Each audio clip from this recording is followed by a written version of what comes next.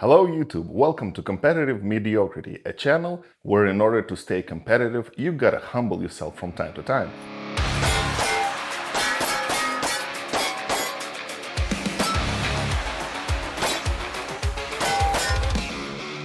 At some point, you guys would probably be wondering, will I ever be showing a pistol on this channel? Well, today is the day. Let's talk pistol matches. And also, today is the day when we become Space Rangers. Enter GPA, the Galactic Pistol Alliance. GPA is a dynamic, action-oriented handgun sport that is way more relaxed than IDPA, of which we're gonna talk in a later episode. I'm gonna cover a little bit of it. IDPA is an International Defensive Pistol Association, and it usually focuses on simulated self-defense scenarios, which can get pretty hilarious if you don't take them too seriously. But my personal grudge with IDPA is the sheer abundance of rules that sometimes turns the fun into paperwork, or something similar to filing taxes. A few examples would be the limited amount of rounds in the mag, reloading only on open slide, don't fart sideways while moving forward. Instead, GPA is much more relaxed. No cover garment needed, reload when you want, as long as it's between the first and last shot of the stage. No penalties for dropped mags or reloads in the open. It's definitely an easier match to digest. The scoring is also pretty simple. GPA uses paper targets with different zones that add penalties to your overall stage time. A mic will hurt pretty bad, a no-shoot is an additional 5, and yes, shoot-throughs count too. So if you're gambling a questionable shot, you might find yourself multitasking.